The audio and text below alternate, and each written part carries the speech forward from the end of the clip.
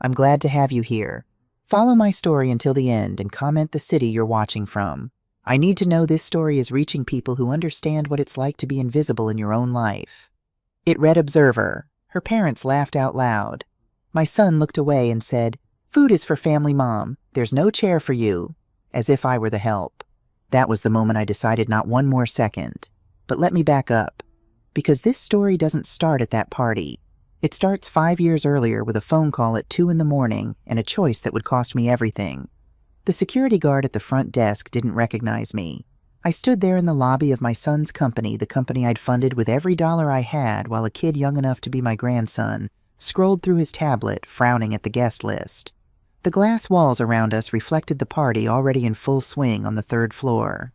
Champagne, laughter, string lights catching on crystal glasses. The hum of success I'd paid for with my husband's life insurance, my retirement savings, and the house where I'd raised my children. "Name again, ma'am." "Alyssa Mitchell." I kept my voice level, patient, the way you do when you've spent 40 years as a mechanical engineer solving problems that required precision, not emotion. He scrolled, frowned deeper. "I'm showing you on the list, but—" He looked up confused. "Let me call upstairs." Through the glass elevator shaft, I could see people moving on the 3rd floor. Suits and cocktail dresses. A banner that read Tech Fund Solutions, celebrating 5 years of innovation. 5 years. That's how long it had been since I'd written the check that made all of this possible. Since I'd sold the house in Portland where my husband Robert and I had raised our kids. Since I'd cashed out my 401k early penalties and all to give my son his dream. The guard hung up his phone. "Someone's coming down with your credentials, Mrs. Mitchell." Not my son.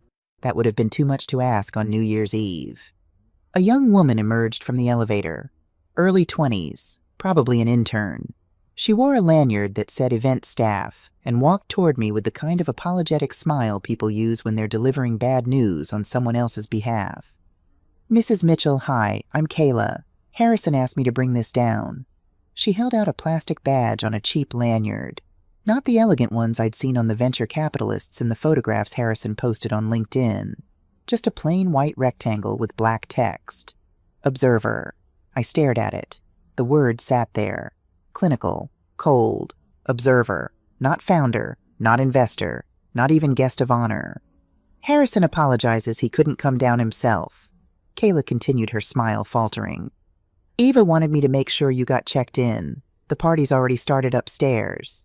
Eva, my daughter-in-law, the woman who'd been reshaping my son's life and mine for the past 5 years. I took the badge, clipped it to my jacket. My hands didn't shake. 40 years of engineering had taught me to control my reactions, to document the problem before solving it. I pulled out my phone, took a photo of the badge. Evidence. "Thank you, Kayla," I said. She looked relieved and disappeared back into the elevator. I stood alone in that lobby, the plastic badge cold against my chest, and thought about the last time Harrison had called me Mom, instead of forwarding me an email from his assistant. It had been 6 months. The 3rd floor opened into an open-concept office space transformed for the evening. String lights crisscrossed the exposed ceiling beams. Ice sculptures shaped like the Tech Fund logo melted slowly on linen-covered tables. Waiters in bow ties carried trays of hors d'oeuvres that probably cost more per bite than the lunches I used to pack for Harrison when he was in middle school. 150 people, celebrating. I found the seating chart on an easel near the entrance. Elegant calligraphy on cream cardstock. Founders table, Harrison Mitchell, CEO, Eva Thompson Mitchell, COO, David Reynolds, lead investor, Reynolds Ventures, Amanda Foster, VP of Product, Dr. James Sullivan, board member, Patricia Carlson, board member. I kept reading, down past the board members table, past the senior staff table, all the way to the bottom, general reception area standing, Thomas Anderson, Margaret Chen, Alyssa Mitchell, Robert Paulson, Sarah Jenkins, general reception, standing only. I pulled out my phone again, took another photo. The engineer in me still kept records. Even when my heart was breaking, my brain was filing everything away. Timestamps, locations, witness names. Because somewhere deep in my bones, I already knew this wasn't an accident. This was a message. Across the room, a stage had been set up near the floor-to-ceiling windows overlooking the San Francisco skyline. My son stood there in a tailored navy suit that probably cost more than my monthly rent in Oakland, microphone in hand. Eva beside him in a dress that shimmered like champagne. She looked perfect. She always did. "Thank you all for being here tonight," Harrison's voice boomed through the speakers. 5 years ago, Tech Fund Solutions was just an idea, a dream that most people said would never work. I gripped my plastic champagne flute. Most people, not me. I'd believed in him when 12 venture capitalists had said no, when he'd called me at 2 a.m. crying because he couldn't pay rent. "We built this company from nothing." Harrison continued his arm around Eva's waist. "With my wife's vision, our incredible team, and the trust of investors who believed in us when no one else would. From nothing." I looked down at my plastic cup, the kind you give to children at birthday parties. At the founder's table, 15 feet away, crystal flutes caught the light like diamonds. "To 5 years of growth." Harrison raised his glass. The crowd mirrored him. "And to the Series A funding that's going to take us to the next level. Happy New Year, everyone." The room erupted. Applause, champagne corks popping, laughter. I set my cup down on a nearby cocktail table, pulled out my phone again, scrolled through 5 years of messages with Harrison, the gradual cooling of his words, the increasing spaces between responses, all the way back to the very first message, the one that started everything. "Harrison, 2:47 a.m. Mom. I need help. Please call me." I remembered getting that message, the surge of panic, the immediate callback, his voice on the other end, broken, desperate. "Everything's falling apart, Mom. I don't know what to do." I'd been awake already when Harrison called. Sleep hadn't come easy since Robert died. 6 months, and I still reached for him in the middle of the night.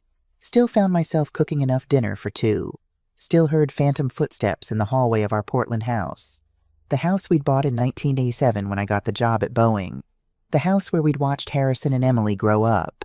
Where Robert had built that ridiculous treehouse in the backyard that was structurally unsound, but made the kids so happy we let it stand for 12 years. The reading glasses Robert had worn every night were still on his nightstand. I couldn't bring myself to move them. When my phone lit up with Harrison's name at 2:13 a.m., my first thought was, accident, hospital, Emily. "Harrison!" I sat up, heart pounding. "What's wrong? Are you hurt, Mom?" His voice cracked like he was 17 again, not 34. "I don't know what to do." "Tell me what happened. Are you safe?" "Everything's falling apart." He was crying. My son, who'd graduated top of his class at Stanford, who'd won awards for his undergraduate thesis, was sobbing into the phone. "Jessica's pregnant. We got an eviction notice. I pitched the startup to 12 investors and they all said no. I've got nothing, Mom. No job, no prospects, no way to take care of my family." I walked to the window. Portland at 2 a.m, rain on glass, streets empty and shining under the streetlights. "You're not a failure, Harrison." "I feel like one." "What about the technology? You said it was working." "It is. The platform works. The user retention is incredible, but nobody will take a chance on me. They look at my resume and see someone who's never run a company before. They see risk." His breath hitched. "I've got a plan, Mom. A real one. I just need capital to prove it works. But no one will give me a chance." I pressed my hand against the cold window. "Family takes care of family." That's what Robert used to tell the kids. "We show up for each other no matter what." "How much do you need?"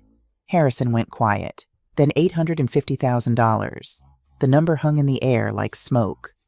"That's..." I closed my eyes. "Harrison, that's your retirement."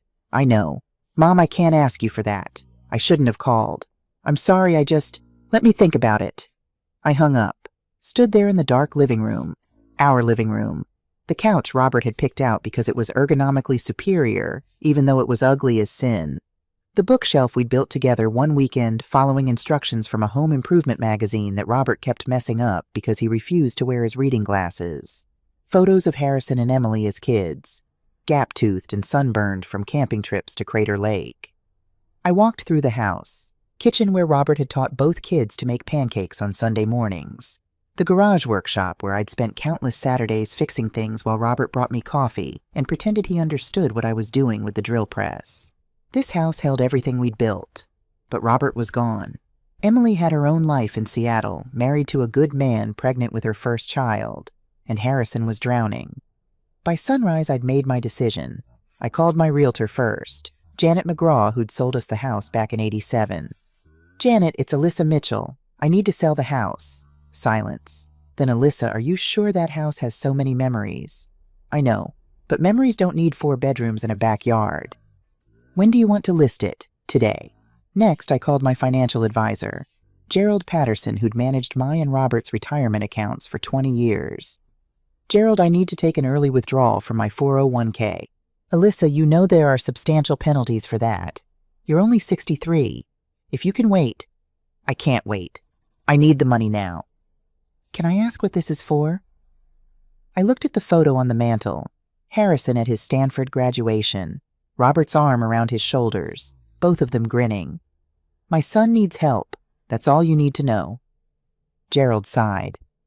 "All right, I'll start the paperwork. But Alyssa, this is everything you and Robert saved. Are you absolutely certain?" "I've never been more certain of anything in my life." Emily called that afternoon. I was in the kitchen packing up Robert's coffee mugs, the ones with terrible engineering puns he'd collected over the years, when my phone rang. "Mom," Emily's voice was tight with worry. "Harrison just called me. He said you're selling the house and withdrawing your retirement savings. Please tell me he's lying." "He's not lying." "Mom, that's everything you and Dad worked for. That's your future." I wrapped a mug in newspaper. The one that said I'm an engineer, I'm good at math. Robert's favorite. "My future is making sure my children have one. Harrison is 34 years old. He's not a child anymore. If his startup fails, it won't fail, not if I can help it. And if it does, what then? You'll have nothing. Where will you even live?" I looked around the kitchen. The wallpaper Robert and I had hung together in 1994. The height chart on the doorframe where we'd marked the kids' growth every birthday. "I'll figure it out, sweetheart. I always do." Emily was quiet for a long moment. "Then I love Harrison. You know I do.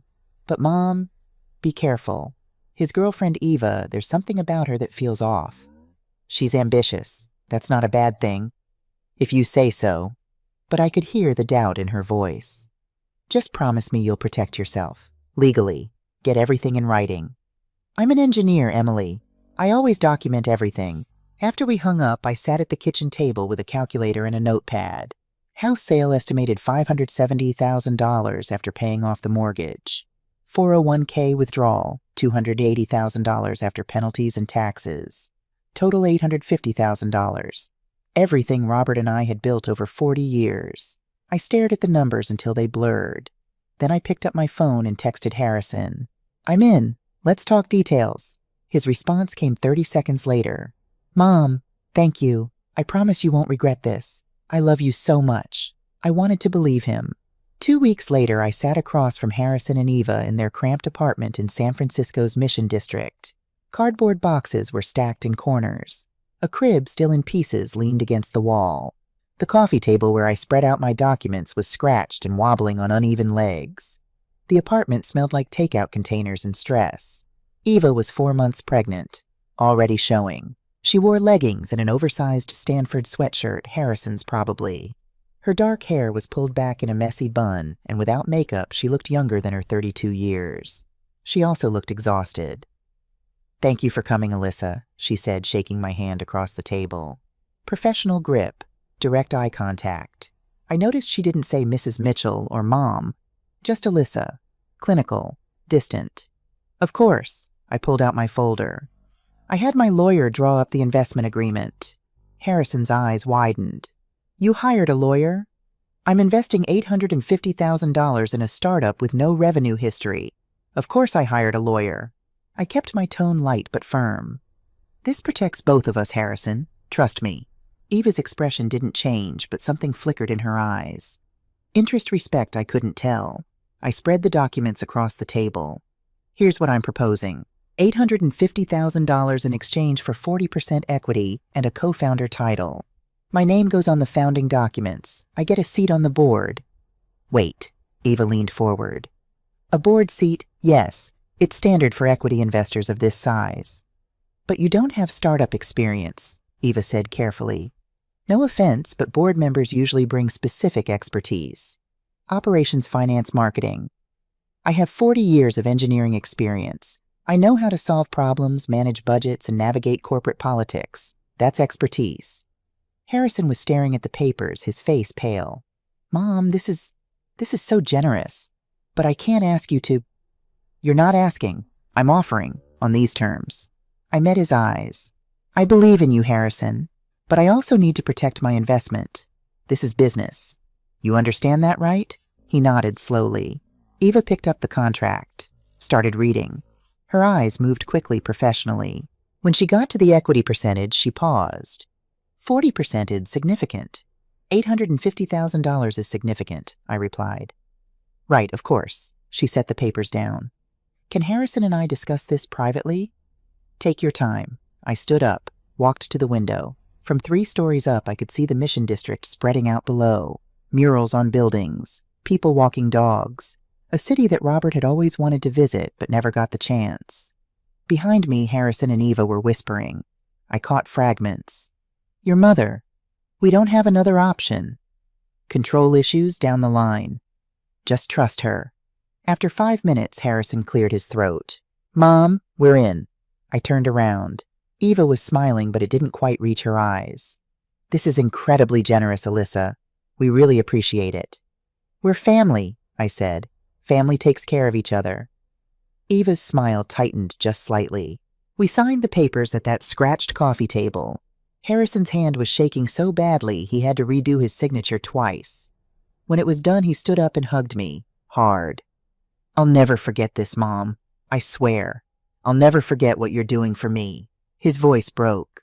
I held my son and thought about all the times I'd held him before, when he was 6 and fell off his bike, when he was 13 and got cut from the basketball team, when he was 22 and Robert died and Harrison had flown home to Portland and sobbed in my kitchen. I know you won't forget, I whispered. Over his shoulder, I saw Eva watching us. She was looking at the contract, at the number $850,000, the way a chess player looks at the board. I should have paid more attention to that look. I moved to Oakland 3 months later. The Portland house sold for $570,000 less than market value because I needed to close quickly. I found a studio apartment in Oakland for $1,400 a month, 400 square feet, a Murphy bed, a kitchenette with 2 burners. It was smaller than my old garage. Emily video called the day I moved in. Her face filled the screen of my laptop, which was balanced on a cardboard box. Mom? She looked around at what she could see of the apartment. This is temporary, I finished. I wanted to be closer, to help with the company. Does Harrison know you moved into a shoebox so he could have his dream? It's not a shoebox. It has a window, with bars on it. It's Oakland. Everyone has bars. I tried to smile. I'm fine, sweetheart, really. Mom, you sold the house Dad built. You're living in 400 square feet. You gave up everything. I gave up things. I still have what matters. Emily was quiet for a moment. Then, just be careful. Okay, watch how they treat you. Watch how Eva treats you. Eva's stressed. She's pregnant trying to launch a company. I did some research on her mom. I froze. What kind of research? She worked at a startup before this one. It was founded by a husband and wife team. Within 18 months, the wife was forced out. Eva orchestrated it. There were rumors, nothing proven, but people said she's ruthless. That's just gossip. Maybe. But pattern recognition is a skill, Mom, and this feels like a pattern. After we hung up, I sat in my Murphy bed and looked around my new apartment. Everything I owned fit in this room. Clothes in a narrow closet, books in 2 boxes, photos of Robert and the kids on the single shelf. The studio apartment was quiet in a way the Portland house never was. No creaking floorboards, no wind in the trees, no ghosts, just me. I pulled out my laptop and opened the Tech Fund shared drive, started reviewing the product roadmap Harrison had sent me. If I was going to make this work, I needed to be involved. Useful, irreplaceable. I needed to matter, better than good. They were everything I'd hoped. I showed up at the Tech Fund office every Tuesday and Thursday. It was a cramped space and Soma 6 desks, whiteboards on every wall, the smell of burnt coffee and ambition. The team was young.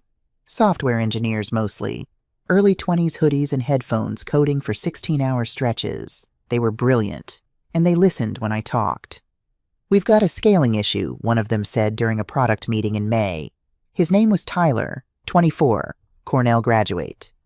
"The database can't handle the query load when we go above 10,000 concurrent users." I leaned forward. "Have you considered partitioning the data regionally, route East Coast users to one server cluster, West Coast to another?" Tyler blinked. "That's actually brilliant." "Yeah, we could implement that with a geographic load balancing," I finished. "I dealt with the same issue at Boeing in the 90s. Different scale, but same fundamental problem." Harrison was grinning. "See, this is why Mom's insights are invaluable." The developers nodded, took notes, made me feel like I belonged. I should have known better, should have seen the shelf life on being needed. By month 8, things started to shift. Meeting invitations came later, or didn't come at all. Eva started scheduling strategy sessions on Tuesday mornings when she knew I volunteered at the Portland VA hospital, the commitment I'd kept since Robert died. Then she'd email me afterward. "Quick update, Alyssa. Just wanted to keep you in the loop on this morning's product strategy session," followed by bullet points. No context, just decisions that had already been made. I mentioned it to Harrison once. We were grabbing coffee near his apartment in No Valley. November. The air smelled like rain. "Eva keeps scheduling meetings when I'm not available," I said as casually as I could manage. Harrison stirred his latte. "Mom, she's trying to keep things efficient. We can't have everyone in every meeting. That's not how startups scale." "I'm not everyone. I'm a co-founder." The words came out sharper than I'd intended. Harrison looked up. Something flickered across his face. Guilt irritation. "You're an investor." "Harrison, you're an investor," he repeated, firmer this time. "A very important investor. But Eva and I run the company. You've got to let us do our thing. Trust us." The way he said it, practiced, like he'd rehearsed. I set down my coffee cup. "Is that what Eva told you to say?" "What? No, Mom, come on." But he wouldn't meet my eyes. I wanted to push, wanted to ask him when he'd stopped seeing me as a partner and started seeing me as a checkbook. But I didn't, because he was my son. And I still wanted to believe that this was just stress, growing pains, that things would get better. They threw a company holiday party in December. 1 year since I'd signed the check, since I'd given them everything. The party was at a rented space in Mission Bay. Catered barbecue, craft beer and kegs. 30 employees now. The company had grown faster than anyone expected. I found out about it the day before. Not from Harrison, not from Eva. From a Slack notification I almost missed because I'd muted most of the channels after realizing I was only included in general announcements. The invitation had been posted 3 weeks earlier. I showed up anyway. Stood near the food table with a paper plate of pulled pork and coleslaw. Watched the team play cornhole. Listened to inside jokes I didn't understand. Every picnic table was full. I ate standing up. Eva saw me from across the lawn. Waved, smiled, didn't come over. Harrison saw me too. He walked over with a beer in his hand, his tie loosened. "Mom didn't know you were coming." "It was on Slack." "Oh, right. Yeah." He took a sip of his beer. "Well, glad you made it." An awkward pause. Someone called his name from the cornhole game. Harrison glanced over, then back at me. "I should they need me for teams. But hey, enjoy the food." He squeezed my shoulder, walked away. I stayed another 40 minutes, took photos on my phone, the crowd, the laughter, the tables with no empty chairs. Then I left. Driving back to Oakland, I called Emily. "How was the party?" she asked. There were no chairs for me. Silence. Then Mom. "It's fine. I'm fine." "You're not fine." I gripped the steering wheel tighter. Traffic on the Bay Bridge was heavy. Red lights stretched ahead like a warning. "Emily, can I ask you something?" "Of course." "Am I imagining this? Am I being oversensitive?" "You're the least sensitive person I know, Mom. If you feel like they're pushing you out, it's because they are." I didn't say anything. "Mom, you need to protect yourself. Legally. Please." "I will. I promise." But I didn't.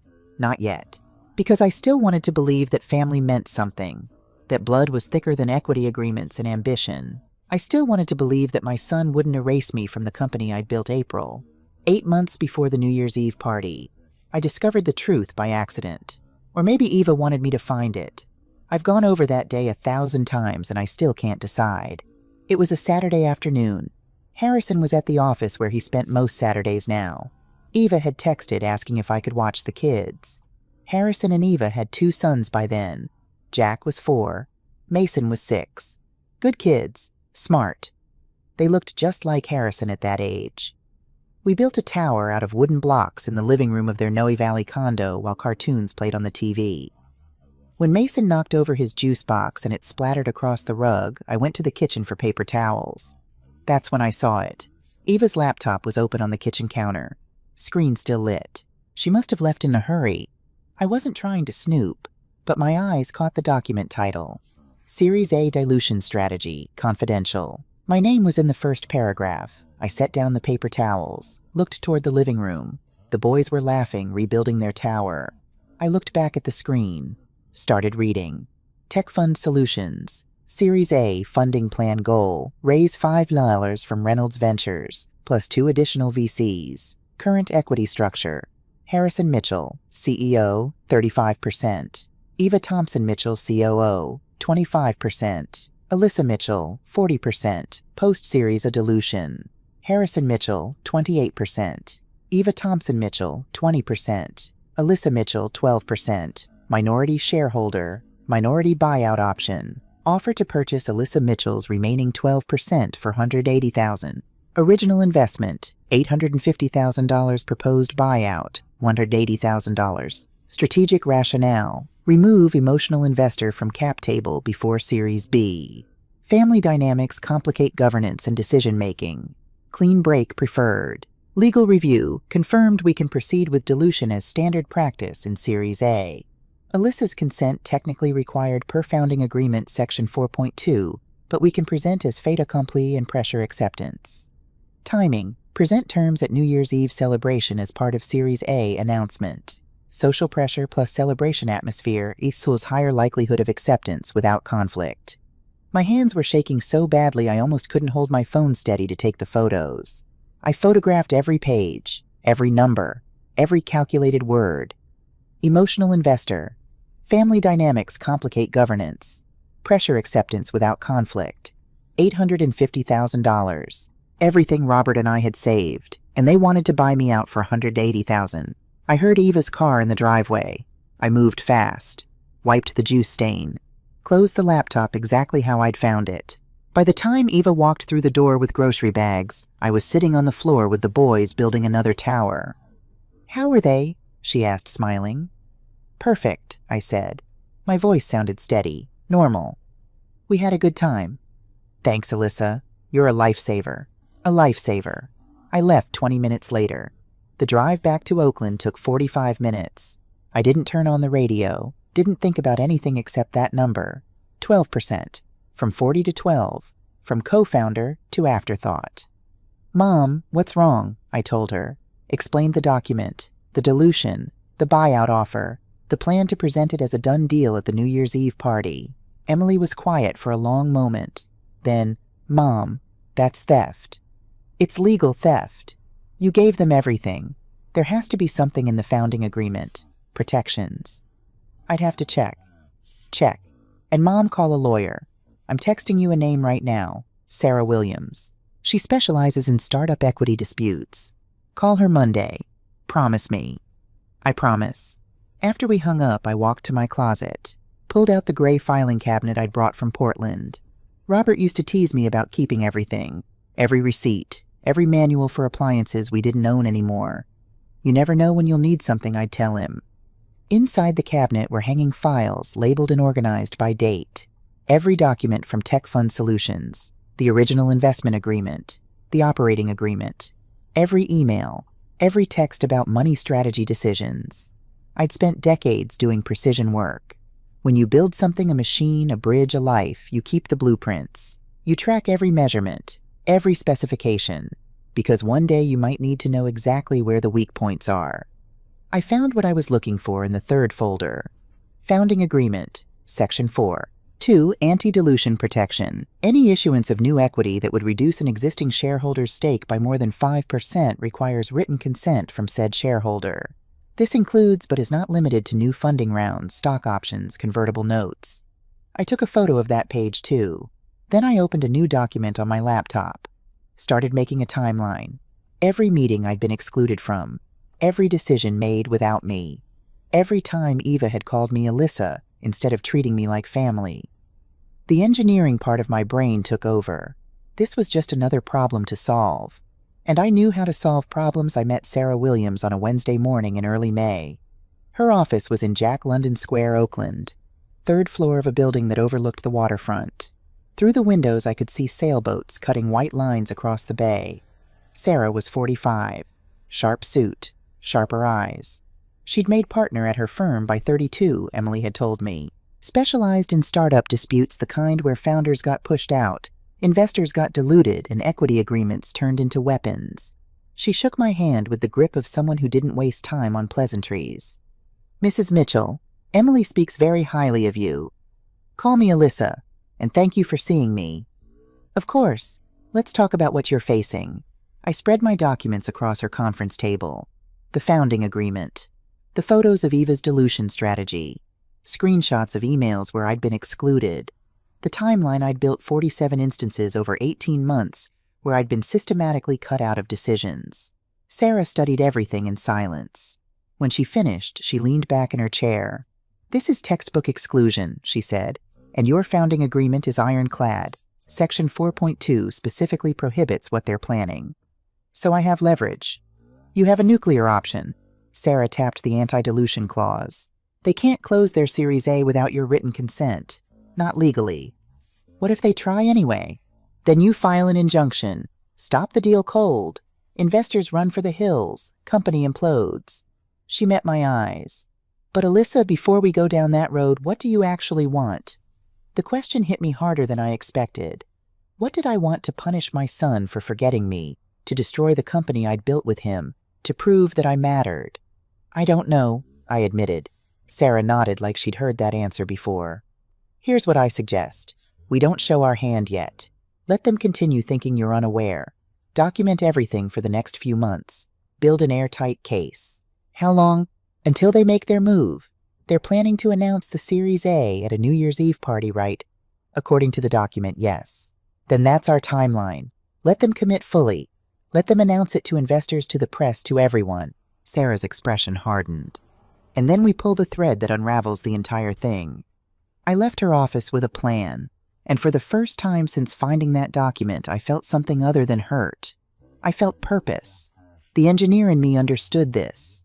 You don't fix a machine by attacking it randomly.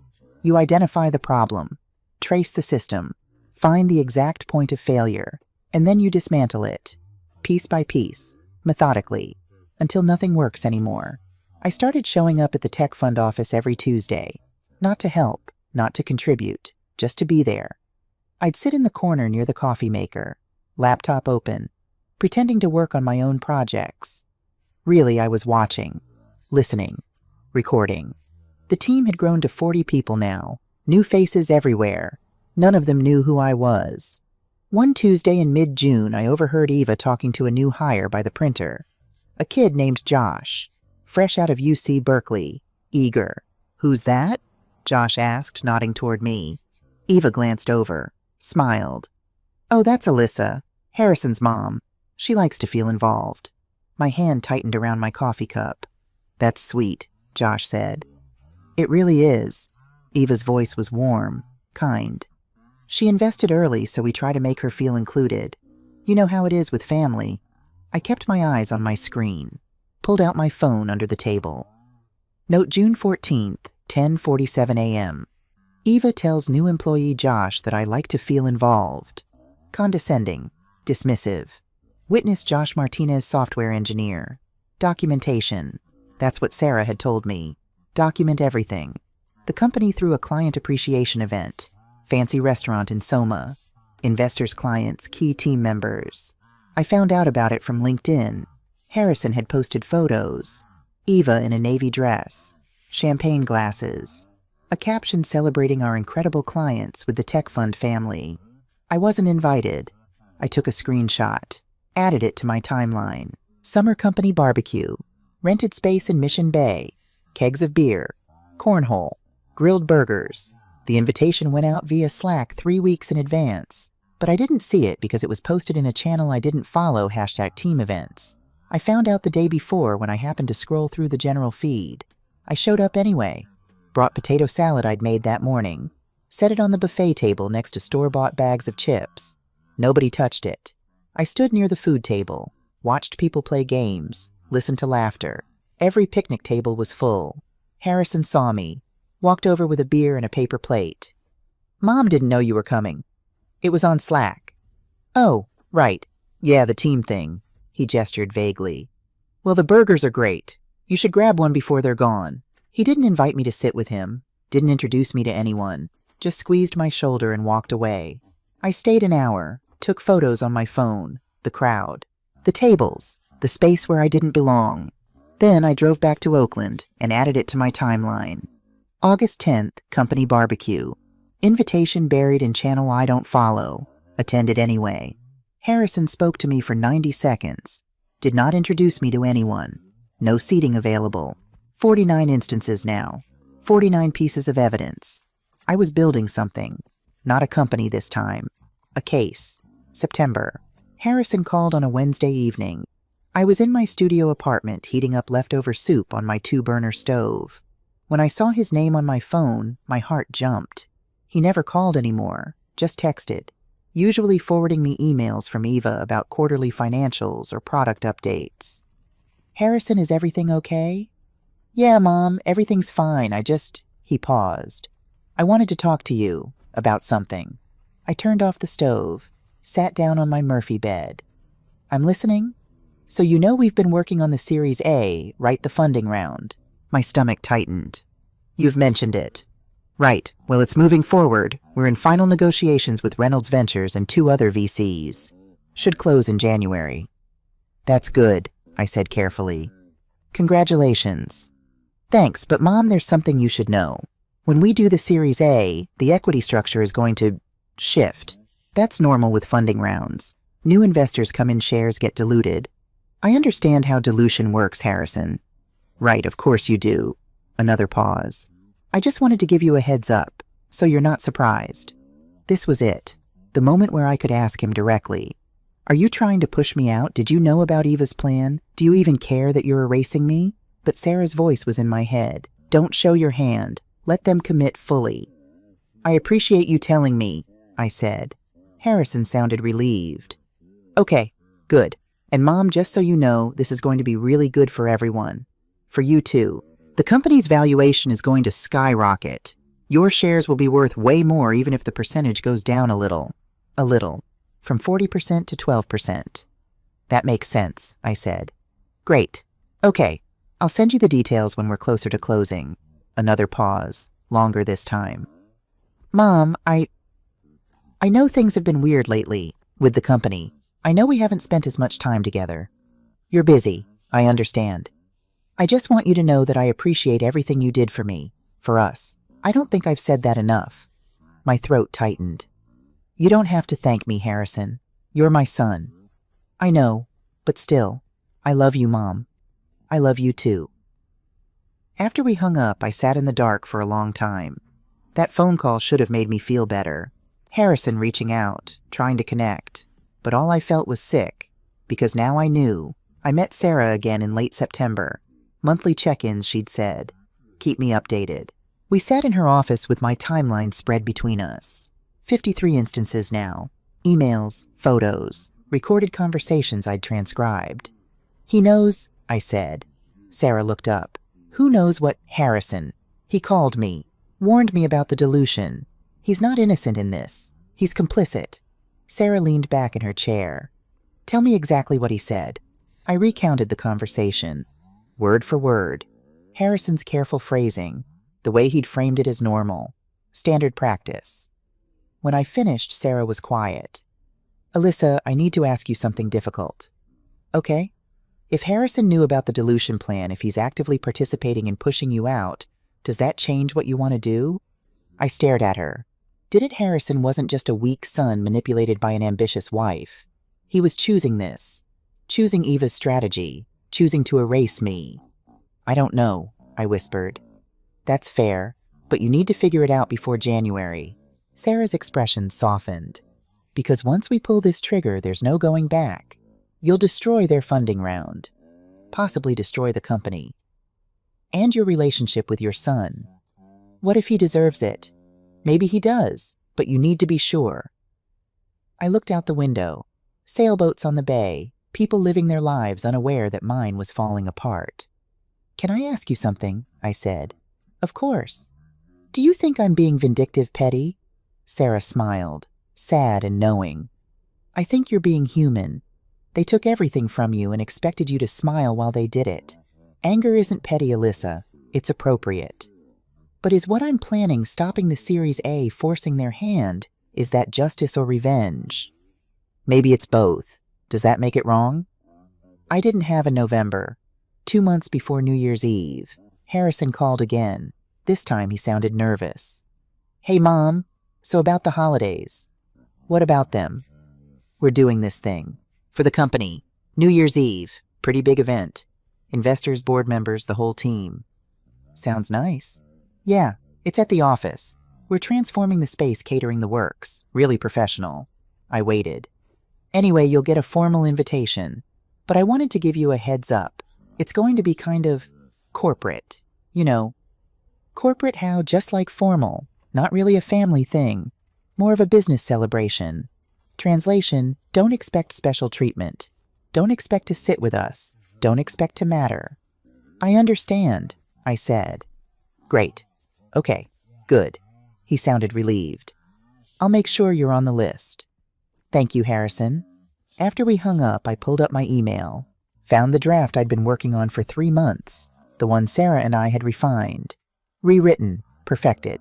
Subject: Founder Rights Activation and Equity Protection Notice. I read it one more time, then I saved it. Didn't send it. Not yet. The formal invitation came 2 weeks later. Not from Harrison, not even from Eva. From Eva's assistant, Kimberly, 23 years old, probably made $30,000 a year. Subject: Tech Fund Solutions, New Year's Eve celebration, general admission. It was a mass email, 75 people in the CC line. My name was buried in the middle, between someone named Robert Paulson and someone named Sarah Jenkins. The email was cheerful, professional. Join us as we celebrate 5 incredible years and announce exciting news about Tech Fund's future cocktail attire. Open bar, hors d'oeuvres, networking. We can't wait to see you there, general admission. Like a concert ticket. Like I was buying a seat to watch my own son's success from the cheap seats. I forwarded the email to Sarah. Her response came 30 seconds later. "They're getting sloppy. Arrogant. Perfect." Then a second message. Ready to do this, I stared at my phone. Was I ready? Ready to destroy my son's funding round. Ready to blow up the company I'd built with my life savings. Ready to lose Harrison forever. I thought about the last 5 years. Selling the house Robert built. Living in a 400-square-foot studio. Being called Alyssa instead of Mom. Sitting alone at company events with no chair. Being erased. Slowly, methodically, until I was nothing but a line item on a cap table. Observer. I typed a response to Sarah. "Yes, I'm ready. 8 weeks until New Year's Eve." Sarah and I met every week, sometimes twice. We refined the email, made it legal and airtight. Every word chosen carefully, every claim backed by documentation. "The key," Sarah explained, "is timing. We send this at 11:59 p.m. on New Year's Eve, right before midnight." "Why then?" "Because they'll have already announced the Series A to everyone at the party. The investors will be celebrating. The team will think the deal is done. And then," she smiled, "we detonate the bomb." "What happens after I send it?" "Chaos. The VCs will panic. Their lawyers will call emergency meetings. The deal will freeze. And Harrison and Eva will have to explain to everyone why their co-founder, who owns 40% of the company, just nuked their funding round." "Will they hate me?" Sarah's expression softened. "Probably. But Alyssa, they already don't respect you. What's worse, being hated or being invisible?" I spent December in a strange state of calm. I'd made my decision. The plan was in motion. Nothing left to do but wait. I went to the office one last time in mid-December. Tuesday morning.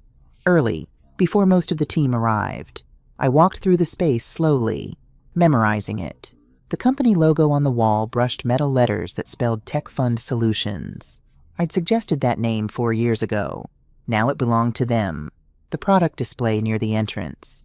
The pivot that made it work had come from a conversation I'd had with Harrison about user retention, over coffee, sketched on a napkin. Now it was their success story. No mention of where it came from. I took photos. Not for evidence this time, for memory, because after January 1st, I would never walk through these doors again. On Christmas Eve, I had dinner with Emily and her family in Seattle. I'd driven up the day before, 12 hours on I-5, rain the whole way. Emily's house smelled like pine and cinnamon. Her kids, Sophia and Liam, were 7 and 9 now. They tackled me at the door, excited about presents. After dinner, Emily and I sat on her back porch with coffee. The Seattle skyline glowed in the distance. "Are you really going to do this?" she asked. "Yes." "And you're sure? Because Mom, once you press send, I know. It can't be undone." Emily was quiet for a moment. "I'll support you, whatever you decide. But I need you to know Harrison's my brother. This is going to hurt him, badly. He hurt me first. I know, and he deserves consequences. But," she looked at me, "just make sure you can live with this, because I don't want you to do something you'll regret." I thought about that. Would I regret it? Maybe, but I'd regret staying silent more. "I can live with it," I said. Emily nodded, squeezed my hand. We sat there in the cold December air, sisters, daughters, mothers, all of us trying to navigate the impossible mathematics of family loyalty. I woke up early in my Oakland studio. The New Year's Eve party started at 8 p.m. I was planning to arrive at 10 p.m., late enough that everyone would already be there, early enough that I wouldn't miss Harrison's speech. I spent the morning packing. Everything I owned fit into my car. Clothes, books, photos of Robert. After tonight, I was driving to Seattle. Emily had insisted. The guest room was ready. She'd cleared space in her garage for my things. "Stay as long as you need," she'd said. "This is your home now." I was leaving Oakland, leaving the studio apartment, leaving California, leaving the life I'd built trying to be close to a son who didn't want me there. At noon, I called Sarah. "Today's the day," she said. "I know. The email is ready. All you have to do is press send at 11:59 p.m. I'll be on standby. Phone on. Ready for the chaos." Sarah. "Yeah. Thank you for believing me, for helping me. Alyssa, it's been an honor. Now go get your justice." At 6 p.m. I got ready, put on the black dress I'd bought for Robert's funeral 5 years ago, the one I'd only worn twice since, applied minimal makeup, pinned my hair back, looked at myself in the mirror. I was 68 years old, gray hair I refused to dye, lines around my eyes from 40 years of squinting at blueprints and technical drawings. I looked like what I was, an old woman who'd been erased by her own family. But tonight, I would stop being invisible. I clipped the observer badge to my jacket, the one Kayla had given me at the door. Then I drove to San Francisco, to the party where everything would end. I arrived at Tech Fund Solutions at exactly 10:07 p.m., 2 hours early, but I wanted to see how they'd built my erasure. The building lobby was transformed. White lights wrapped around marble columns. A red carpet leading to the elevators. A photographer stationed near the entrance capturing arrivals like this was the Oscars. And there at the security desk sat a kid who looked barely old enough to drink. He didn't recognize me. Of course he didn't. I'd been coming to this building for 5 years, and I was still a stranger. "Name, please?" He had a tablet in front of him. Guest list pulled up. "Alyssa Mitchell." He scrolled, frowned, scrolled again. "I'm not seeing you in the VIP section, but let me..." More scrolling. "Oh, here you are. General admission." Not a question. A statement. I'd given them $850,000, and I was general admission. "Someone's bringing down your credentials," he said, already picking up the phone. I stood there, waiting. Again. Through the glass walls, I could see the party on the 3rd floor. It looked like a wedding, or a coronation. My phone buzzed in my purse. A text from Emily. "Mom, it's not too late to change your mind. I love you no matter what you decide." I typed back, "I love you too, but I'm doing this." 3 dots appeared, disappeared. Then burn it to the ground. You deserve better. The elevator doors opened. A young woman stepped out. Early 20s, blonde hair and a sleek ponytail. Lanyard that read, "Event staff." Mrs. Mitchell, I'm Kayla. Harrison asked me to bring this down to you. She held out a plastic badge. White rectangle, black text, cheap lanyard. Observer. I took it slowly. Turned it over in my hands. This wasn't an accident. This wasn't an oversight. This was a message. You don't belong here. You never did. Know your place. Harrison apologizes he couldn't come down himself. Kayla continued her smile, nervous now. She could feel the weight of this moment even if she didn't understand it. Eva wanted me to make sure you got checked in. The party's already started upstairs. Eva wanted to make sure. Of course she did. I clipped the badge to my black dress, right over my heart. Thank you, Kayla. The girl looked relieved and practically ran back to the elevator. I stood alone in that lobby, pulled out my phone, took a photo of the badge. The timestamp read 10:14 p.m. Evidence. Then I took a photo of my reflection in the glass wall. A 68-year-old woman in a funeral dress wearing a badge that said, Observer. This was who they'd made me. But in 1 hour and 45 minutes, I would show them who I really was. The third floor was unrecognizable. The office space where I'd spent countless Tuesdays had been transformed into something from a magazine. String lights crisscrossed the exposed ceiling. Ice sculptures shaped like the Tech Fund logo stood on pedestals slowly melting under warm spotlights. Tables draped in white linen. Centerpieces with white roses and candles. 150 people in cocktail attire, laughing, networking, celebrating. I walked slowly through the crowd. Nobody looked at me. Why would they? I was just another guest, another body filling the space. Near the entrance, an easel displayed the seating chart. Cream cardstock with calligraphy that probably cost more than my monthly rent. I found it quickly. Founders Table, Table 1, Harrison Mitchell, CEO and founder, Eva Thompson Mitchell, COO and co-founder, David Reynolds, lead investor, Reynolds Ventures, Amanda Foster, VP of Product, Dr. James Sullivan, board member, Patricia Carlson, board member, Robert and Diane Thompson, Eva's parents. 8 seats at the founders' table. I kept reading, down past the board members' table, past the senior leadership table, past the investors' table, all the way to the bottom. General reception area, standing only, and there buried in a list of 40 names, Alyssa Mitchell, standing only. I pulled out my phone, took a photo. My hands were steady. But inside something was breaking. Or maybe it had already broken months ago, and I was only now noticing the pieces. I walked toward the bar. A young bartender, probably hired for the night, smiled at me. What can I get you? White wine, please. He poured it into a plastic cup.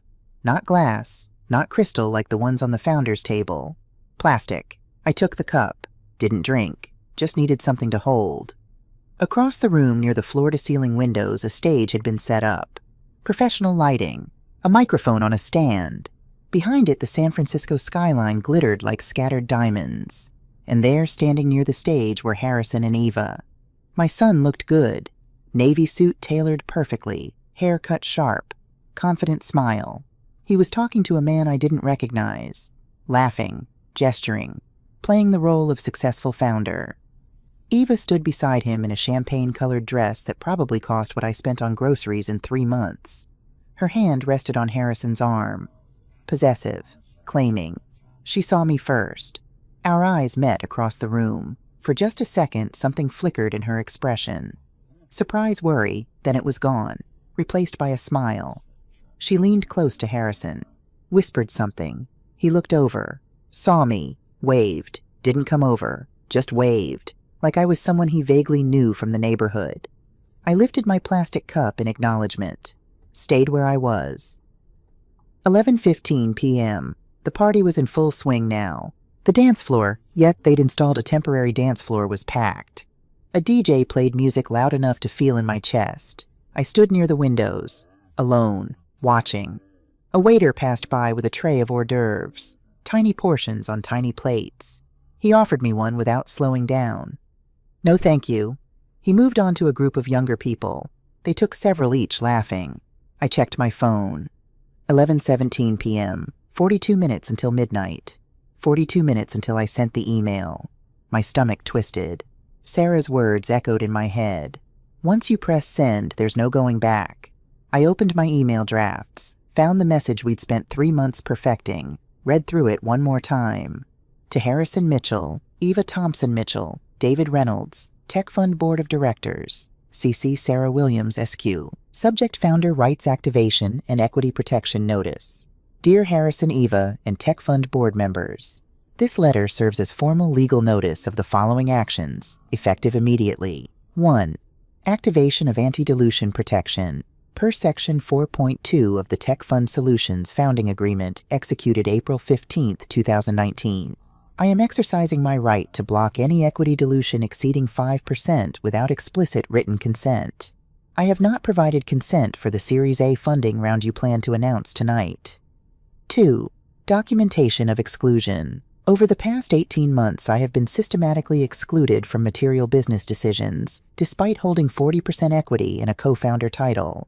Documentation includes 53 instances of exclusion from strategic meetings, removal from board communications, denial of office space despite co-founder status, redesignation from co-founder to investor in company materials, tonight's designation as observer rather than founder. See Exhibit A attached for complete timeline with evidence. 3. Demand for remedy. I demand the following within 10 business days. Immediate restoration of board seat with voting rights. Independent valuation audit of company. Formal acknowledgement of co-founder status in all materials. Reversal of planned dilution strategy. 4. Legal consequences. Failure to comply will result in injunction blocking, Series A closing. Lawsuit for breach of fiduciary duty. Public disclosure of exclusionary practices. 5. Prohibition on Series A closing. Under Section 4.2 of our founding agreement, Tech Fund Solutions cannot legally close the Series A funding round without my written consent. Any attempt to proceed will be met with immediate legal action. This communication is sent with full legal authority and represents my final attempt at resolution before pursuing litigation.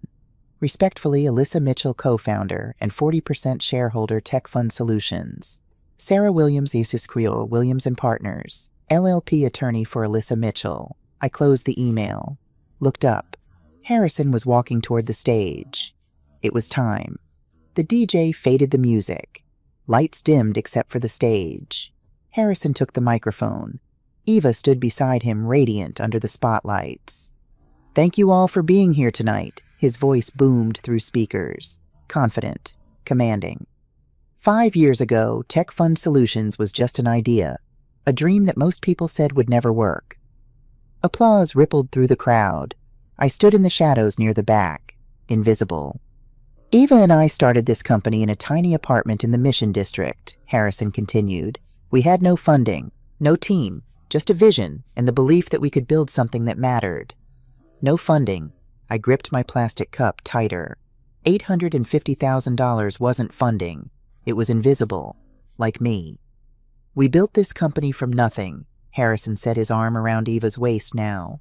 With my wife's incredible vision, our amazing team, and the trust of investors who believed in us when the odds were stacked against us. From nothing, the words echoed in my head. Robert's life insurance, my 401k, the house where I'd raised my children. Nothing. Tonight I'm thrilled to announce that Tech Fund Solutions has closed a Series A funding round of $5 million. The room erupted. Cheers. Applause. Champagne corks popping. At the founders' table, David Reynolds stood up, raising his crystal flute. This partnership with Reynolds Ventures and our co-investors marks a new chapter for Tech Fund, Harrison continued. We're going to scale faster than we ever imagined, hire the best talent, expand into new markets, and we're going to change the industry. More applause. Eva took the microphone. I just want to say, her voice was smooth, practiced. None of this would be possible without the incredible people in this room, our team, our advisors, our investors who took a chance on 2 crazy kids with a big idea. She smiled at the crowd. And of course our families who supported us through the hardest times. Her parents stood at the founders' table, beaming. Eva's mother blew her a kiss. Not once did Eva look at me. To 5 years of innovation, Eva raised her glass. And to the future of Tech Fund Solutions. To Tech Fund, the crowd echoed. Crystal glasses clinked. I set down my plastic cup, pulled out my phone. 11:47 p.m. 12 minutes until midnight. I was standing near the bathroom hallway when Eva found me. "Alyssa?" Her voice was warm, friendly. "I'm so glad you could make it tonight." She looked perfect. Not a hair out of place. Makeup flawless. The kind of woman who belonged in rooms like this. "It's a lovely party," I said. "Thank you. We worked really hard on it." She glanced at my badge, at the word observer. Something flickered in her eyes. "I hope you're not upset about the seating situation. Space was just so limited and we had to prioritize board members, investors, leadership, I understand." "Exactly," she smiled, relieved that I wasn't making a scene. "But your family, Alyssa. You'll always be important to us." Family. The word felt like a lie. "Eva, can I ask you something?" "Of course." "The Series A. When were you planning to tell me about the dilution?" Her smile froze. Just for a second, then recovered. "What do you mean?" "My equity. Going from 40% to 12%. When were you planning to tell me that wasn't just standard practice?" Eva's expression shifted. The warmth drained away. What replaced it was something harder, sharper. "Alyssa, I don't know what you think you know. I know everything." My voice was quiet, steady. "I saw the document on your laptop, the buyout offer, the plan to pressure me into accepting without conflict." Eva went very still. "April," I continued. "I was watching the boys. You left your computer open." For the first time since I'd known her, Eva looked caught off guard. That was a draft, a scenario we were exploring. A scenario where you buy me out for a fifth of what I invested, where you call me an emotional investor who complicates governance. "Alyssa, does Harrison know? Did he help you write it?" Eva's jaw tightened. "Harrison and I make decisions together, as partners, as we should." That answered my question. "You're making a mistake," Eva said, her voice low now, sharp. "If you think you can what fight back?" I met her eyes. "I'm not fighting, Eva. I'm just refusing to disappear quietly. You're going to regret this. Maybe, but I'll regret staying silent more." I walked away, left her standing in the hallway. My hands were shaking now, adrenaline flooding my system. But I'd done it. I'd told her I knew. And now there was no turning back. I found a quiet corner near the windows, pulled out my phone. 11:56 p.m., 3 minutes until midnight. The DJ was announcing the countdown. People were gathering in the center of the room, grabbing champagne flutes, getting ready to celebrate. I opened my email drafts, found the message, read it one last time. My finger hovered over the send button. This was it. Once I pressed this button, I would destroy Harrison's funding round. Possibly destroy the company. Definitely destroy any remaining relationship with my son. Was it worth it? I thought about the last 5 years. Selling Robert's house. Living in a studio apartment. Being excluded from meetings. Being called an investor instead of a co-founder. Standing at this party wearing a badge that said observer. Being erased, slowly, methodically, until I was nothing. Yes, it was worth it. 11:58 p.m. 2 minutes to midnight, the DJ shouted. The crowd was chanting now, excited, happy. I looked across the room. Harrison stood at the founder's table, Eva beside him, both of them laughing, celebrating. They had no idea what was about to happen. 11:59 p.m. My thumb moved to the send button. I thought about Robert, what he would say if he were here. Family takes care of family lists. But family also means respect, means seeing each other, means not treating the people you love like they're invisible. Do what you need to do. 10, the crowd shouted. 9, I pressed send. The email disappeared from my drafts, shot into inboxes across the room. 8, 7. I watched my phone. Delivery confirmation sent. 6, 5. Across the room, phones started buzzing. In pockets, in purses, on tables. 4. David Reynolds pulled out his phone first, frowned at the screen, started reading. 3. Amanda Foster checked hers next. Her face went pale. 2. Harrison's phone was on the founder's table, buzzing. Eva saw it first, picked it up. Wanity. Happy New Year. People threw their arms around each other. The room exploded with celebration. But at the founder's table, everything was falling apart. Eva was reading Harrison's phone. Her face had gone white, then red. She grabbed Harrison's arm, thrust the phone at him. He read. His hand started shaking. I watched from across the room, watched the exact moment my son realized what I'd done. His eyes found mine, through the confetti, through the celebration, through 5 years of distance. He stared at me. I didn't look away. David Reynolds was on his phone now, making a call, his expression grim. The company attorney, a woman named Patricia, was speed-walking toward the exit. Amanda Foster sat down heavily in her chair. At the founder's table, chaos. Eva was on her phone, calling someone, her voice rising, sharp, panicked. Harrison was still staring at me. Then he started walking, pushing through the crowd, toward me. I turned and walked to the elevator, pressed the button. "Mom," Harrison's voice behind me, loud, desperate. "Mom, wait." The elevator doors opened. I stepped inside. Harrison caught the door, stopped it from closing. "What did you do?" His face was white, sweating. "Mom, what the hell did you do? What you should have done," I said quietly. "Kept your word. We can fix this. We can talk about this. Just tell Sarah to retract the email. We can work something out."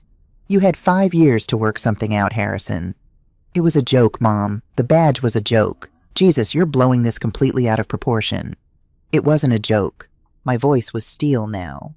"None of it was. The meetings I wasn't invited to, the board seat that disappeared, the dilution plan, the buyout offer for 1/5 of what I invested."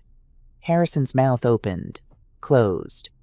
"You knew," I said. "You knew about all of it, and you said nothing. I was trying to protect you. By erasing me. By keeping you out of the stress, Eva said you'd be happier not dealing with," Eva said. I shook my head. "Not you, Eva." The elevator tried to close. Harrison held it open. "Mom, please. If you do this, if you block the Series A, the company will die. We only have 6 months of runway. We'll have to lay off everyone. Everything we built." "Everything I built," I corrected. "With my money. My husband's life insurance, my retirement, the house where I raised you." I know, and I'm grateful." "You're not grateful, Harrison. You're desperate. There's a difference." Behind him, Eva appeared, her face twisted with fury. "You vindictive bitch," she hissed.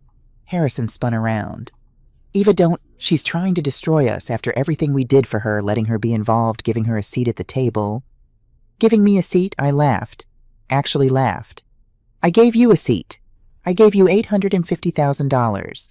I gave you everything I had. And we were going to make you rich." Eva's voice was shaking. "Your 12% would have been worth millions after the Series B, the Series C. I don't want millions. I wanted respect." The elevator alarm started beeping. I'd held the door too long. I looked at Harrison, my son, the boy I'd raised, the man I'd sacrificed everything for. "I didn't destroy anything, Harrison," I said. "I just stopped letting you pretend you built it alone." I pulled my hand back. The doors closed. The last thing I saw was Harrison's face. Broken, shocked, afraid. Good. Now he knew what I'd felt for 5 years. I walked out into the San Francisco night. Cold air hit my face. January wind off the bay. Behind me, through the glass walls of the building, I could see the party collapsing. Eva's voice rising. Sharp commands into her phone. VCs heading for the exits. Employees standing in confused clusters, wondering what happened. Harrison standing alone at the founder's table. I got in my car, sat there with my hands on the wheel. I just destroyed my son's company, possibly his career, definitely our relationship. And I felt nothing. No, that wasn't true. I felt light. For the first time in 5 years, I felt like I could breathe. I drove to my studio apartment. It was 12:47 a.m., January 1st, New Year, new life. I packed the last of my things, the photos of Robert, my laptop, the filing cabinet with all my documentation. Everything fit in my car. At 2:15 a.m. I started driving north, toward Seattle, toward Emily, toward whatever came next. My phone buzzed constantly. Harrison 23 calls, Eva 12 calls, unknown numbers 6 calls. I didn't answer any of them. At a rest stop near Sacramento, I pulled over, checked my voicemail.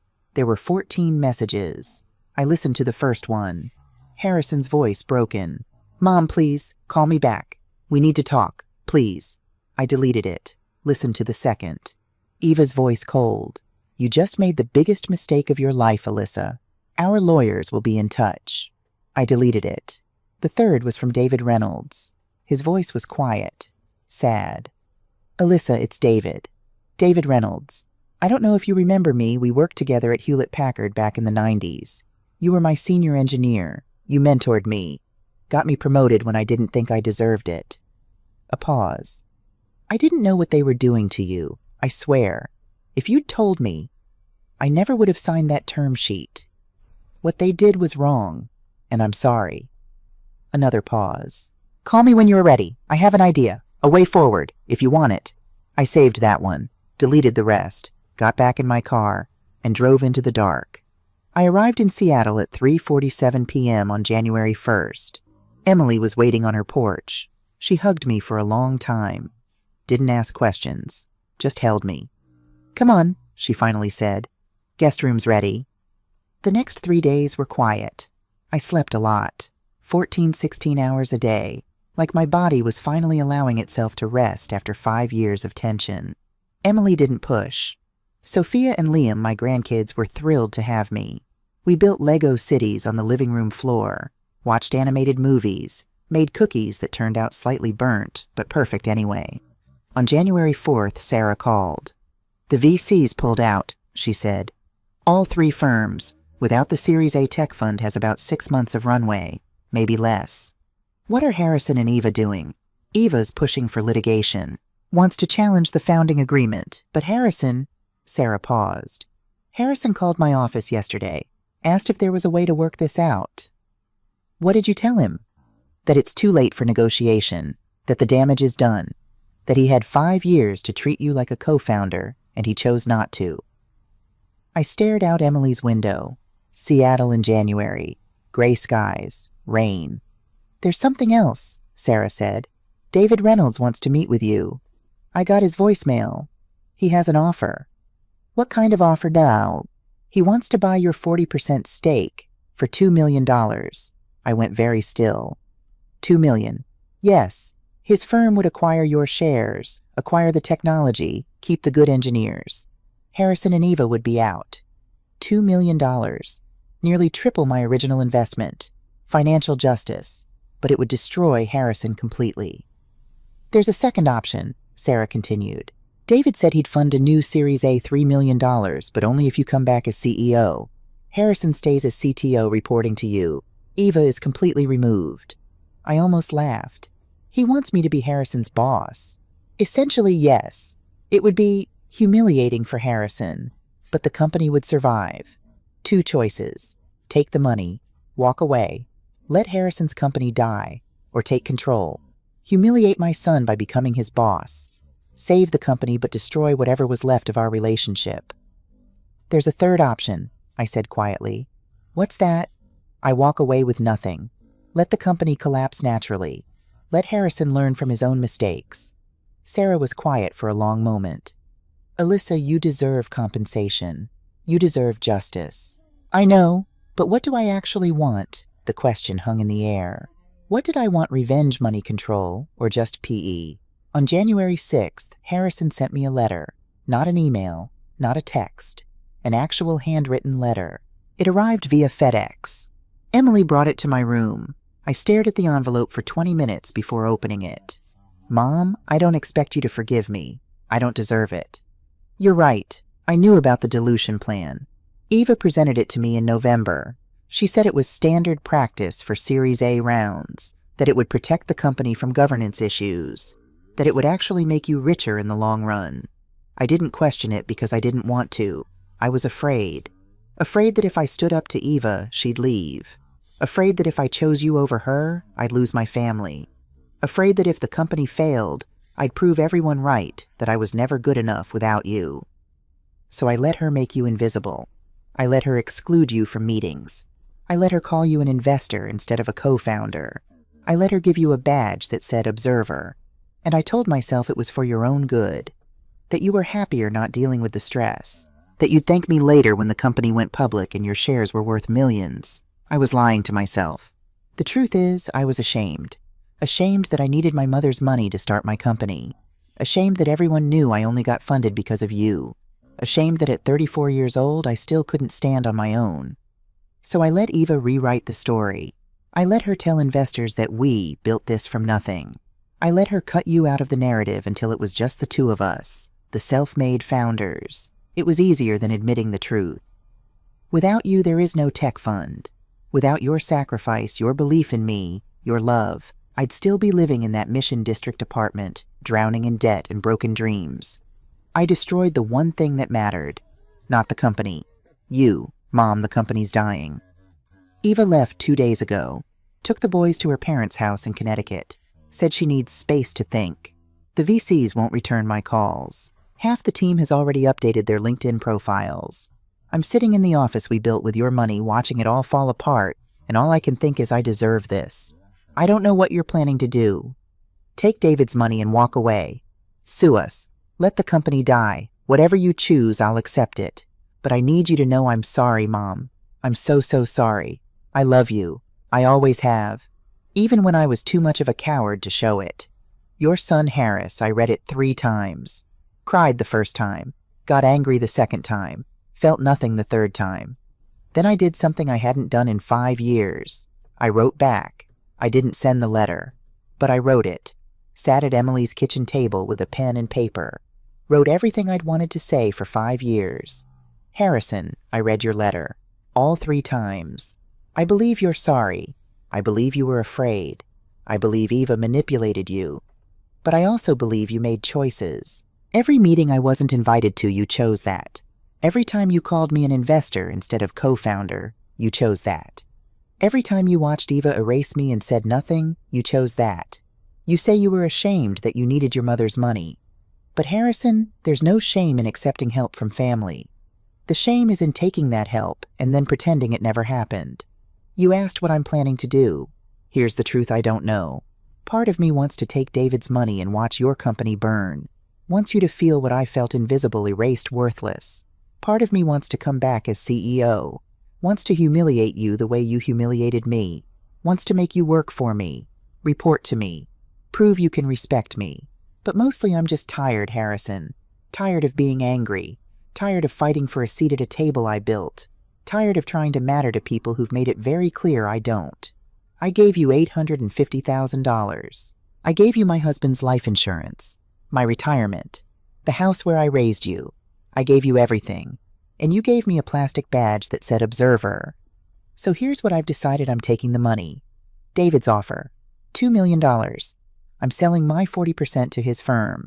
They'll keep the technology. They'll keep the good engineers. But you and Eva will be out.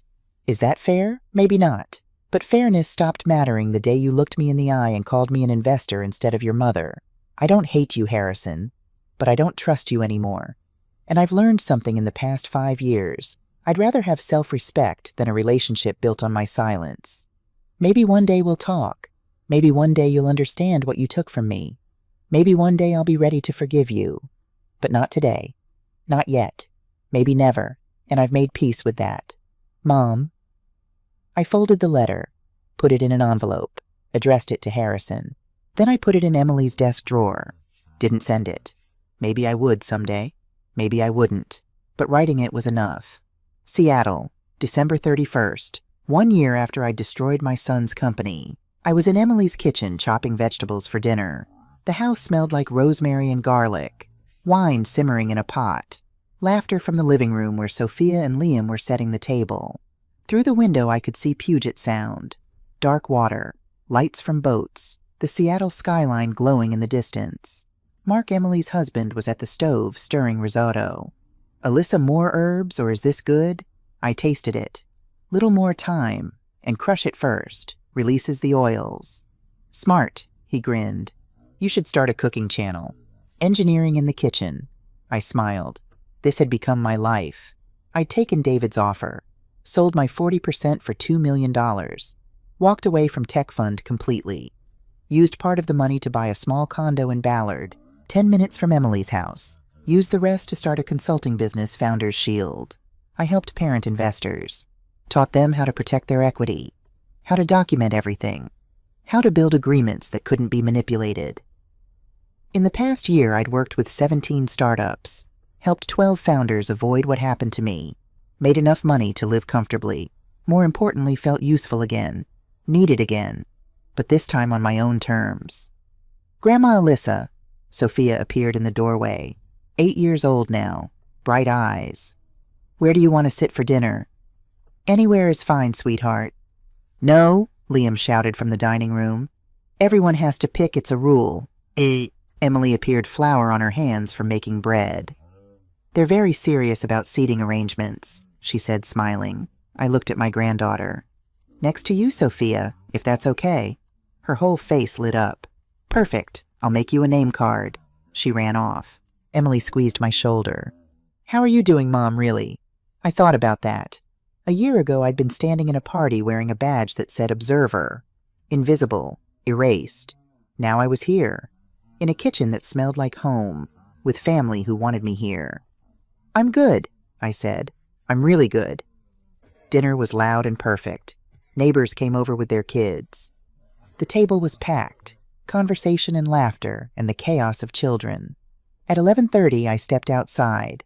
Cold air, clear sky, stars visible despite the city lights.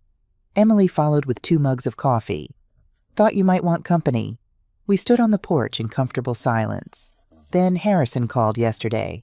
I didn't react. I'd learned not to. What did he say?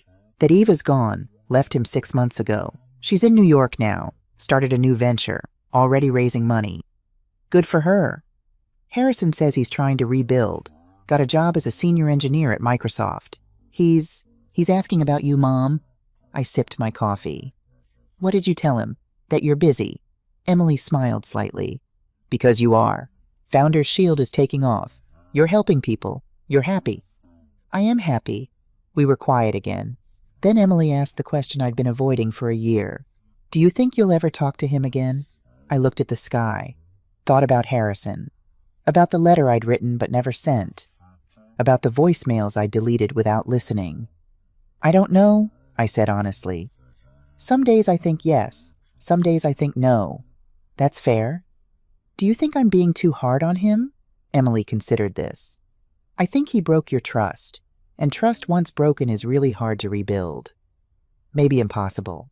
She looked at me. But he's also my brother, and I see what this has done to him. He's different now, humbled.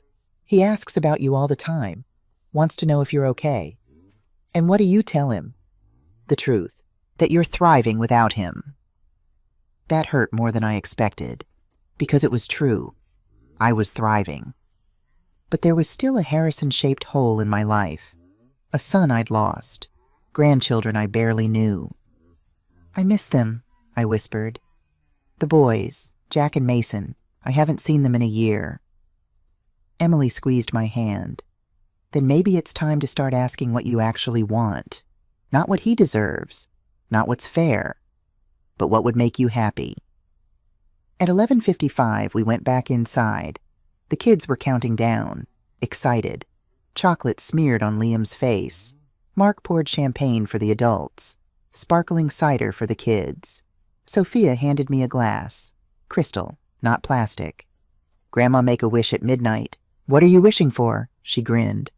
Can't tell. Won't come true. 10, 9, 8. I looked around. Emily laughing with Mark. Sophia and Liam chanting. Neighbors' kids running around. My purple name card on the table right next to Sophia's seat. 5, 4, 3. 1 year ago, I'd sent an email that destroyed my son's company. 2, 1. Happy New Year. Hugs, kisses, champagne spilling. Sophia threw her arms around me. I held her tight. And for the first time in 5 years, I didn't think about what I'd lost. I thought about what I'd gained. My phone buzzed at 12:17 a.m. A text from an unknown number. I almost deleted it. But something made me open it. I stared at the message. Emily was watching me from across the room. Harrison, she mouthed. I nodded. She walked over. What are you going to do? I looked at the message again. I miss you. I love you. I'm sorry. The same words he'd said in the letter a year ago. Were they true? Maybe. Did they change what he'd done? No. But did I want to spend the rest of my life holding on to this anger I didn't know? "I'm not ready yet," I said finally. "That's okay. You don't have to be." I put my phone away, didn't delete the message, didn't respond, just left it there. A bridge I wasn't ready to cross, but maybe someday I would be. March. Seattle was starting to bloom. I was in my office, the spare bedroom of my Ballard condo, when my phone rang. Unknown number.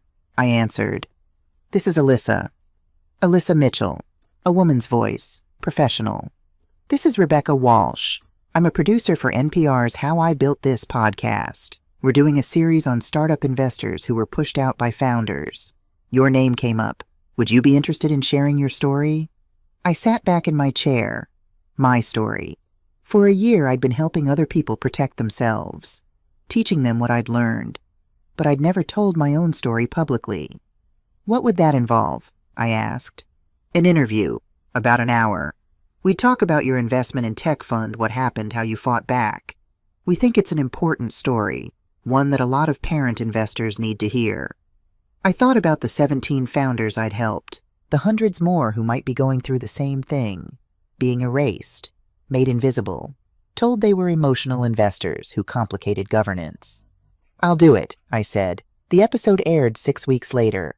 I listened to it in my car driving to Emily's house for Sunday dinner, my voice on the radio telling the story, the sacrifice, the exclusion, the discovery, the fight. At the end, the host asked, "Do you regret what you did destroying the Series A?"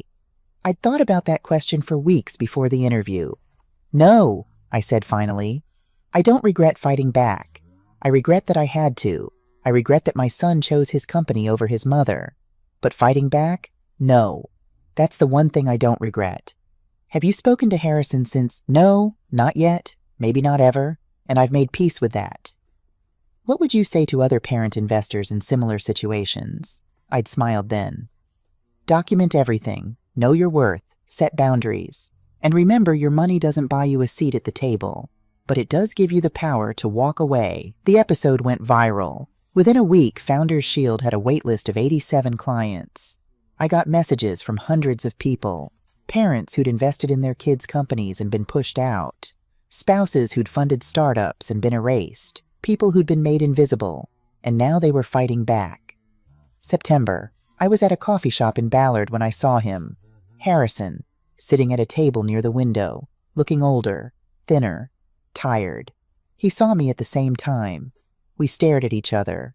For a long moment, neither of us moved. Then slowly I walked over. "Hi," I said. "Hi, Mom." His voice cracked on the word Mom. "Can I sit?" He nodded. I sat down. We didn't speak for a full minute. Then Harrison said, "I listened to your NPR interview." "Oh." It was hard to hear, but fair. Everything you said was fair. Harrison. "I'm not here to ask for forgiveness, Mom. I know I don't deserve it. He looked at me. Really looked at me. "I wanted you to know that I heard you. I understand what I did. And I'm sorry." I studied my son. He looked different, humbled, broken in a way that might eventually lead to healing. "What are you doing in Seattle?" I asked.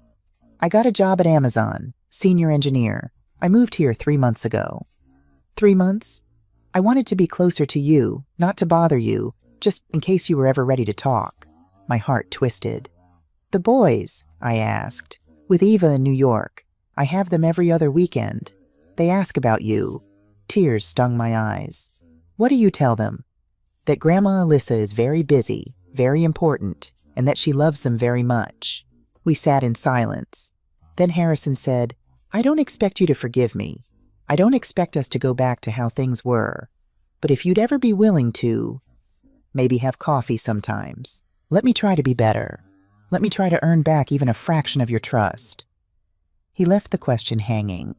I thought about the last 18 months, the anger, the hurt, the satisfaction of fighting back, but also the loneliness, the Harrison-shaped hole, the grandchildren I barely knew. "I'm not ready to forgive you yet," I said finally. His face fell. "But I continued, "I'm willing to try coffee, Sometimes, and see where it goes. Harrison's eyes filled with tears. Really, really. But Harrison, if you ever make me feel invisible again. I won't. I swear, Mom. I won't. We finished our coffee, made plans to meet again in 2 weeks. When we said goodbye, Harrison hugged me. I let him, but I didn't hug back. Not yet. 2 years after the party where everything ended, I'm at Emily's house again. Bigger dinner this time, more people. And at the table sitting between Sophia and Liam are Jack and Mason, my grandsons, 8 and 10 now. Harrison's bringing them by every other Sunday, slowly rebuilding trust. It's been 14 months of coffee dates, of careful conversations, of him proving week by week that he's changed. We're not back to how things were. Maybe we never will be. But we're building something new, something based on mutual respect instead of silent sacrifice. At 11:59, I'm on Emily's porch again. This time, Harrison is with me. Thank you, Mom, he says quietly, for giving me another chance. I didn't give you a chance, Harrison. You earned it. Inside, the countdown starts. 10, 9, 8. I'm proud of what you built, Harrison continues. Founder's Shield, the NPR interview. You're helping people. I'm helping them not end up like me. 5, 4, 3. I ended up like you anyway, Harrison says. After Eva left, after the company collapsed, I lost everything, and I finally understood what I'd done to you. 2, 1. Happy New Year. Inside celebration. Outside, my son and I stand in the cold. I don't know if I'll ever fully forgive you, I say. I know. But I'm glad you're here. Harrison's voice breaks. Me too, Mom. Me too.